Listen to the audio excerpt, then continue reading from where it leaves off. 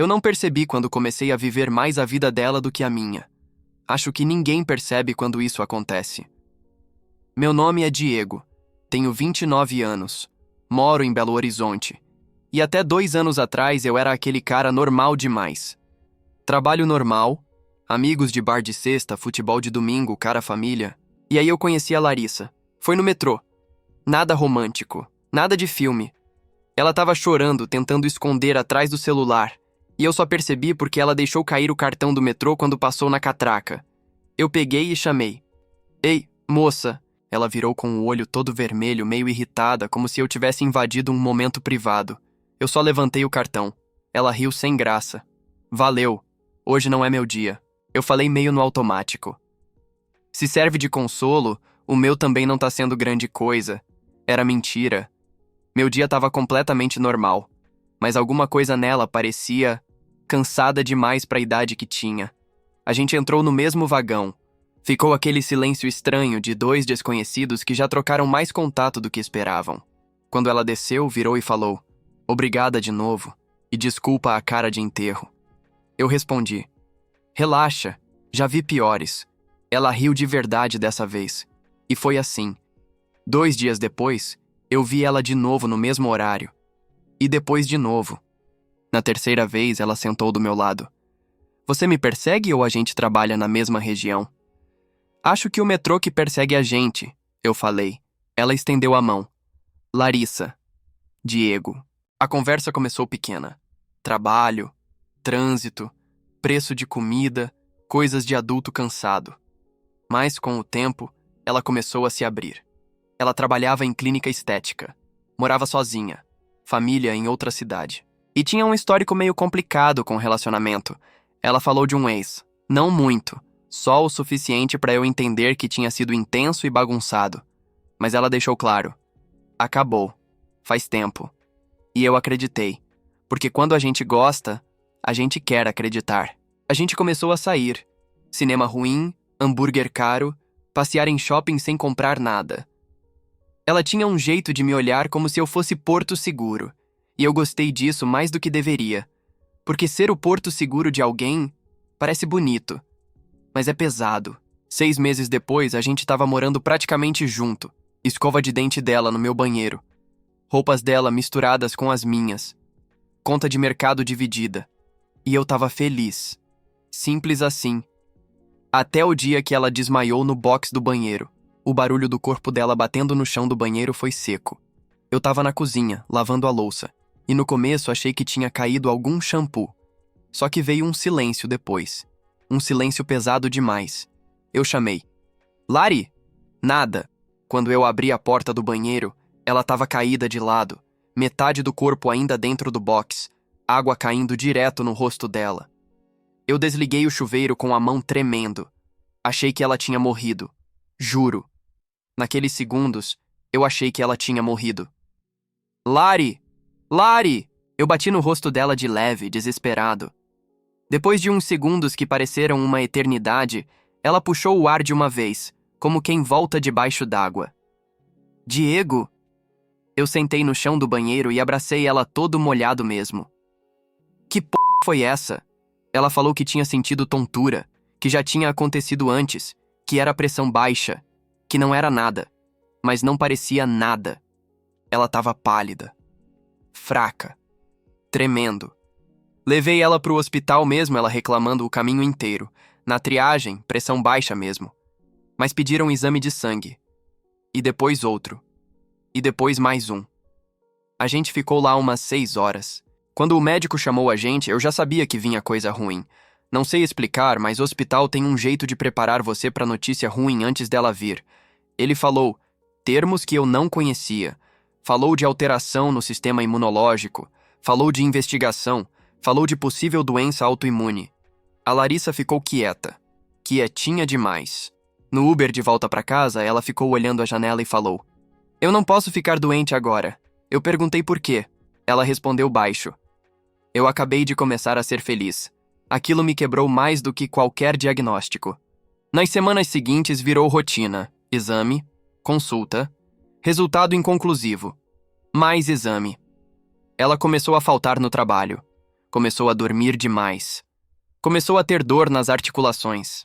Teve dia que ela não conseguiu abrir garrafa de água. E junto com isso, veio o medo. Não o medo de morrer, o medo de virar peso. Ela começou a pedir desculpa por tudo. Desculpa você ter que me buscar. Desculpa você pagar esse remédio. Desculpa eu estar assim. Eu falava que estava tudo bem. Mas eu já tinha começado a mudar minha vida inteira sem perceber. Parei de jogar bola. Parei de sair sexta. Comecei a pegar hora extra. E eu não falava isso pra ninguém, nem pra ela. Até o dia que veio o diagnóstico fechado. Doença autoimune agressiva, tratamento longo, caro e com chance real de piorar antes de melhorar. Quando a médica saiu da sala, a Larissa virou pra mim e perguntou: "Você vai embora?" Assim, direto. Eu respondi na hora: "Não." Mas por dentro, eu senti o peso da promessa antes mesmo de entender tudo o que ela significava. Naquela noite, ela dormiu agarrada em mim como se tivesse medo de desaparecer. E eu fiquei acordado, olhando pro teto, sentindo que a nossa vida tinha virado outra coisa. Algo que eu ainda não sabia se eu era forte o suficiente para carregar. E mesmo assim, eu já sabia que não ia largar. O tratamento começou rápido demais para eu processar. Em menos de 2 semanas, a Larissa já estava tomando remédio que vinha com bula maior que contrato de banco. Remédio que dava enjoo, queda de cabelo, dor de cabeça, alteração de humor. Remédio que precisava de horário certo, jejum, cuidado para não misturar com nada. Eu virei um despertador humano. Celular apitando de 3 em 3 horas, post-it colado na geladeira, planilha simples no bloco de notas. No começo eu fazia tudo com uma sensação estranha de missão, como se fosse temporário, como se fosse uma fase difícil antes de algo melhor. Mas o corpo dela não colaborava. Teve semana que ela piorou. Teve dia que ela vomitou tudo o que comeu. Teve madrugada que ela acordou chorando de dor, me pedindo desculpa entre uma respiração e outra. E sempre isso, desculpa. Desculpa te acordar. Desculpa ser assim. Desculpa estragar sua vida. Eu respondia sempre igual: "Para com isso. Você não tá estragando nada." Mas aos poucos eu fui sentindo algo feio crescer dentro de mim. Cansaço que não passa dormindo, irritação sem motivo claro, uma vontade absurda de fugir, seguida de culpa imediata por pensar nisso. Teve um dia específico que eu lembro bem. Eu cheguei do trabalho exausto. O ônibus atrasou, choveu, eu perdi a paciência com coisa boba. Quando entrei em casa, ela estava sentada no sofá, coberta com uma manta, olhando pro nada. "O remédio acabou", ela disse. Eu fechei os olhos por um segundo a mais do que devia. "Acabou como? Eu comprei semana passada. Eu tive que tomar dose extra", a médica falou. Eu suspirei alto. Não gritei, não xinguei, mas suspirei, e ela percebeu. Na hora, o rosto dela mudou. "Desculpa, eu devia ter te avisado." Eu fui até a cozinha, abri a geladeira, fingi procurar alguma coisa só para não responder no impulso. Quando voltei, ela estava chorando em silêncio. "Você tá cansado de mim, né?" Aquilo me deu um nó na garganta. "Não, eu só tô cansado." Ela assentiu, como se aquilo confirmasse tudo que ela já pensava. Depois daquele dia, alguma coisa mudou. Ela começou a tentar ser menos pedido, menos reclamação, menos presença. Forçava sorriso mesmo passando mal. Dizia que estava bem quando claramente não estava. Esperava eu sair para chorar sozinha no banheiro, e isso doía mais do que quando ela pedia ajuda. Ao mesmo tempo, eu comecei a sumir de mim mesmo. Amigos pararam de chamar. Minha mãe reclamava que eu nunca aparecia. Meu chefe começou a insinuar que meu rendimento tinha caído. Mas eu não conseguia largar nada. Se eu largasse qualquer coisa, parecia que tudo ia desmoronar. Foi nessa fase que o nome do ex começou a aparecer de novo. Não de forma explícita. Ela comentava coisas soltas. O Lucas também passou por um problema de saúde uma vez. O Lucas sempre soube lidar melhor com o hospital. O Lucas entende esse tipo de coisa. Eu fingia que não ligava. Mas ligava. Ligava porque ela falava dele com um tom diferente. Não era saudade clara. Era comparação. E comparação sempre machuca quem tá dando tudo de si. Uma noite, depois que ela dormiu, Eu fiquei olhando o celular dela carregando na mesinha. Não mexi. Não olhei. Mas pensei.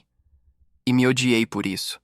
Porque em algum ponto daquele processo todo, eu deixei de ser só alguém que ama e virei alguém com medo de perder.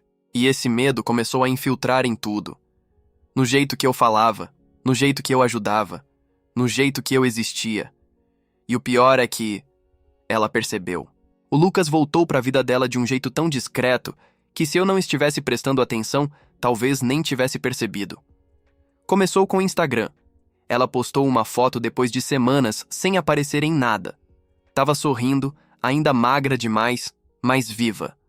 Legenda simples. Um dia de cada vez. Eu curti. Comentei coração. Ela respondeu com coração. Normal. Só que naquela noite, enquanto a gente assistia a série, ela recebeu uma notificação e abriu rápido demais. Aquela reação automática de quem não quer que a outra pessoa veja. Eu fingi que não notei, mas comecei a notar tudo depois disso. Ela começou a usar mais o celular. Sorria sozinha às vezes. Ficava pensativa depois de responder mensagem. Um dia, do nada, ela falou. O Lucas viu minha foto. Mandou mensagem perguntando se eu tô bem. Falou como quem comenta previsão do tempo. Eu só respondi. Ah. Ela me olhou esperando reação. Eu não dei. Porque eu não queria ser o namorado controlador. Não queria ser o cara inseguro. Não queria ser o cara que, depois de tudo, ainda parecia frágil. Mas por dentro, meu estômago afundou. Eu respondi, ela disse. Só educação. Eu assenti. Mas aquela palavra começou a aparecer demais. Educação. Nas semanas seguintes, o nome dele apareceu mais. Primeiro como história antiga, depois como comparação, depois como presença. Ele perguntou como tá sendo o tratamento. Ele disse que eu sempre fui forte. Ele pediu desculpa por como terminou comigo anos atrás. Eu escutava tudo. E me sentia diminuindo dentro da própria casa. Não porque ela falava com ele, mas porque ela falava com ele de um jeito que não falava mais comigo. Tinha curiosidade, tinha energia, tinha emoção. Comigo, tinha rotina. Teve uma noite que eu cheguei do trabalho e ela estava arrumada. Maquiagem leve, roupa que eu não via ela usar fazia meses. Vai sair? Vou ver a Camila. Camila era amiga dela. Normal. Mas algo dentro de mim falou. Pergunta. E eu perguntei. O Lucas vai estar lá? Ela travou meio segundo. Só meio segundo. Não. Por quê? Nada. Ela saiu. Eu fiquei. E pela primeira vez desde que tudo começou, eu senti raiva. Não dela exatamente, mas da situação, da doença, do cansaço, do medo constante de fazer tudo certo e mesmo assim perder. Ela chegou 3 da manhã. Cheiro de bebida, cheiro de perfume que não era o dela. Dormi na casa da Camila. Ela disse antes mesmo de eu perguntar. Eu só falei, tá. Mas aquela noite, eu não dormi. Fiquei olhando pro teto com uma sensação horrível crescendo no peito. Não era certeza ainda. Mas era o começo daquilo que depois eu ia entender como despedida. Mesmo com ela ainda deitada do meu lado. Depois daquela noite, a casa ficou estranha. Não teve briga, não teve discussão, mas ficou um silêncio que parecia ocupar espaço físico. A Larissa começou a agir, cuidadosa demais comigo.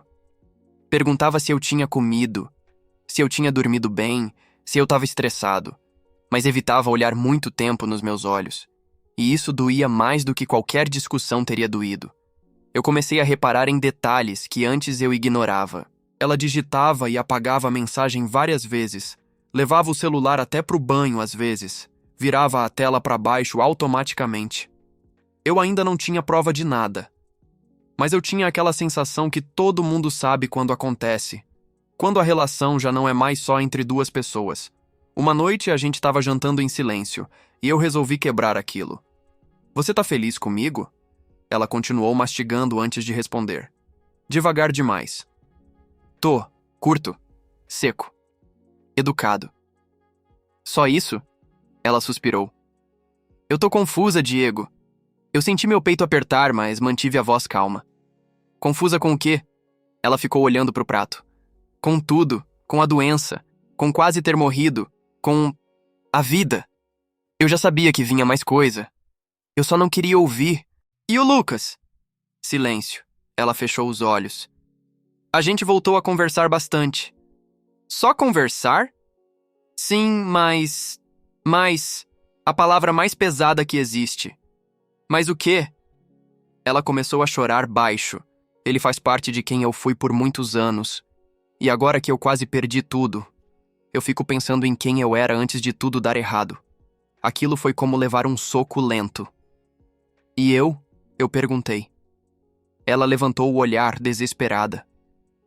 Você é a melhor pessoa que já apareceu na minha vida. Eu ri, sem humor nenhum. Isso não respondeu minha pergunta. Ela começou a chorar de verdade agora. Eu não sei quem eu sou mais, Diego. E naquele momento, eu percebi algo que eu vinha evitando pensar. Talvez ela tivesse me amado, mas talvez tivesse amado a segurança que eu representava. Não necessariamente eu. Naquela mesma semana, ela pediu tempo. Não foi dramático, não foi gritado. Foi numa terça-feira à noite, na sala, com a TV ligada sem som. Eu preciso pensar. Eu preciso me entender. Você vai voltar pra ele, moça? Eu perguntei.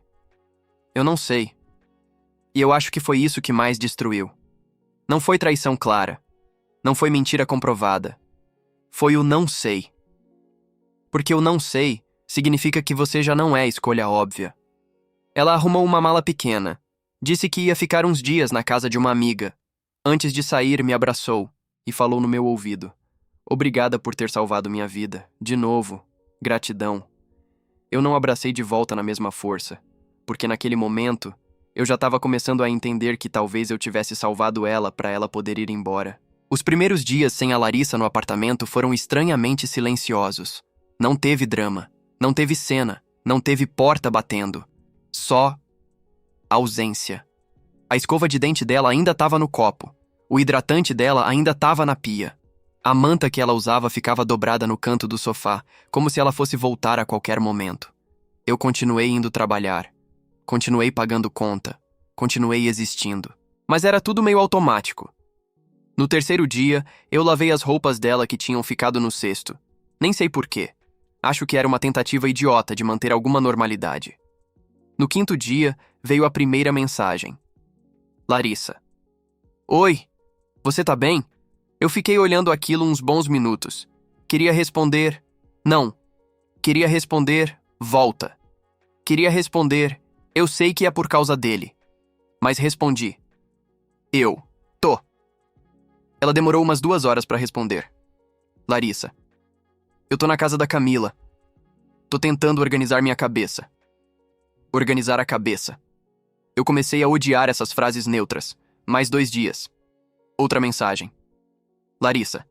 Eu encontrei o Lucas pra conversar pessoalmente. Meu coração acelerou tanto que eu achei que ia passar mal. Eu sentei no sofá antes de responder. Tá. Ela demorou menos dessa vez. Larissa. Foi estranho, mas também foi familiar. Eu senti um vazio abrir no peito. Familiar. Aquilo era pior que qualquer eu amo ele. Porque familiar significa conforto, história, raiz. Eu virei a noite sem dormir. Ficava lembrando dela no hospital, dela agarrando minha mão, dela falando que tinha medo de morrer, dela prometendo que queria casar comigo se sobrevivesse. No dia seguinte, ela mandou outra mensagem. Larissa. Eu preciso ser honesta com você. Eu já sabia. Mesmo assim, meu corpo entrou em alerta. Como se notícia ruim ainda pudesse ser evitada. Larissa. Eu acho que ainda amo ele. Não teve explicação grande. Não teve texto dramático. Só isso. Eu fiquei olhando a tela e esperando vir mais coisa. Veio. Larissa. Você é a melhor pessoa que eu já conheci. Eu nunca vou esquecer tudo que você fez por mim.